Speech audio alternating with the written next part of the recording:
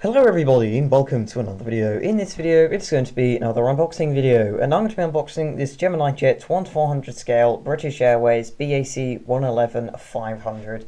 Now I believe this is the 510G or E or something like that. I can't remember the exact variant, but this is a quite old Gemini Jet model which I've been looking for quite a while. I finally managed to find one on eBay, and I managed to get it with a £15 off voucher courtesy of eBay, so the price dropped from about £55 in postage, including postage, to just under £35 including postage. So this was a 2008 release by Gemini Jets. As you can see, the box is quite warm because I did get it from somebody who had been using it. On the front here you can just see a little animated picture of the model, British Airways BAC One-Eleven Series 500.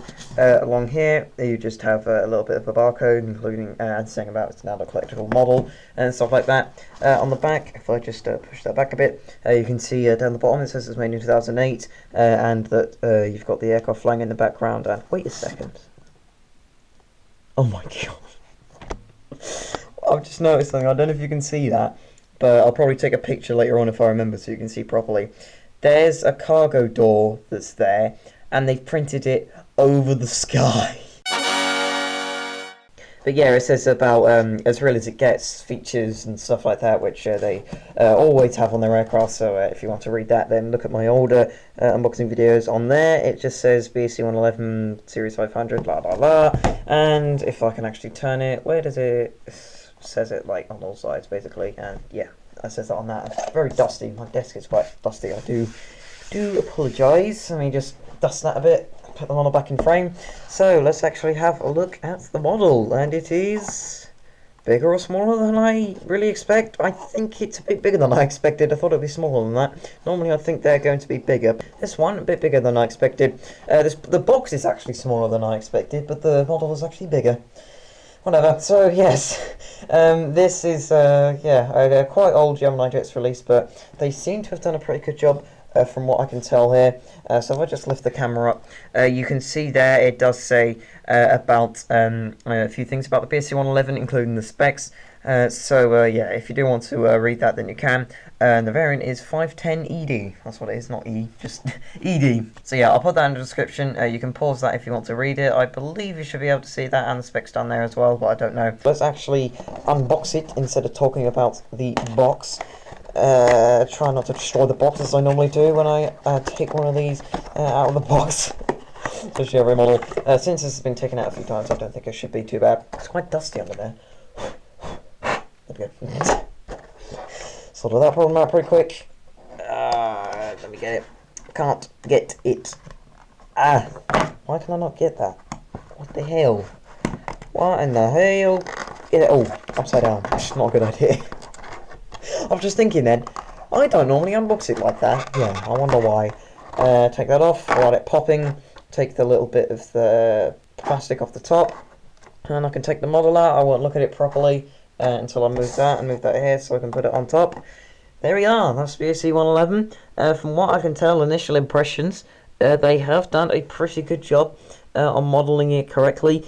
See, they've got the hush kits at the end there that they've put on, and in fact this aircraft, Golf Alpha Victor Mike uniform, is one that I've actually been on. It's at Duxford, if you don't know, and I've been in it. It is pretty cramped, so yeah, if going on this plane with not exactly the most spacious experience in the world, but I kind of would have loved to have flown on it. So the model itself, like the mould, seems to be pretty accurate from what I can tell. I'm actually this time going to be trying to actually properly review the model instead of just talking about the plane itself or rambling on about something. Yeah, this is a pretty good model all around. I can't really see any imperfections. Is there any on the livery? No, not what I can tell. They've even got down at the bottom here, it says County of Devon. You probably can't be able to see that, but that's the name of the aircraft, including some very, very detailed prints. If I try and read that, if it's saying Royal Mail there. Right, how many of the wheels roll? Do the back wheels roll? Yes. And yes. Does the front one? Kind of, but not really. Yeah, this is another one of those models where it doesn't really roll, but kind of. It's one of those ones. Like, I only have a couple of models where all of the wheels roll, but the rest of them, like some of them do, or sometimes even none of them do. Usually one does. So this aircraft is quite old. So if I just put it over it, yeah, this aircraft is quite old. So I will cut them some slack for any imperfections on the livery. But for a 2008 model, this is a very, very yeah, very, very accurate for Gemini jets at the time. Look at that. Ta-da! Yeah, yeah. I mean, they've got the Landor livery, right? Which, if you don't know, is my favourite British Airways livery. The one they have now. It's all right, but this was just perfect. Why did they get rid of it? Why did they get? Especially, why did they get rid of it so early? But yeah, they've even got things like the hush kits, which, I mean, they're not put on perfectly, but this is Gemini Jets 2008, so as I said, I'll cut them some slack there. I've even got some of the aircraft like strobe lights and where to cut in case of an emergency, which is pretty good. They don't actually have any, what is it? They don't have any like antenna. They've only actually started doing that recently on short-haul aircraft, so again, I'll cut them some slack there. Like on the Fokker 70, they recently changed that as well. And they've got detail there of the registration underneath the wing. They've got some details here, including the door at the back, which I don't know if you knew about. You might be able to see just there. They do actually have... Can I go there in the light? Yeah, that's good enough. Yeah, they actually do have a door at the back of the aircraft. And they've got some like cargo doors and all sorts of things like that, and I'll just put them all randomly now.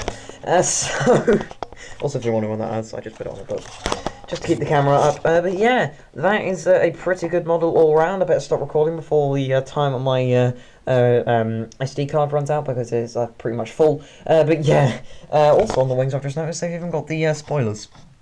Pretty good, pretty good. But yeah, that is the end of this model review here. Unboxing video, same thing, mixture of them. I'll try for the next few ones, because I am planning on getting a new model like straight after this. I haven't ordered it yet, but hopefully I can get it as soon as possible. But I will be actually properly reviewing them instead of just rambling on about the plane for 20 minutes, which is pretty much what I do on the other one. Well, not 20 minutes, but certainly feels like it, especially when I'm watching it back. So yeah, thank you very much for watching, and I'll see you in the next video if you decide to do that one as well. Bye!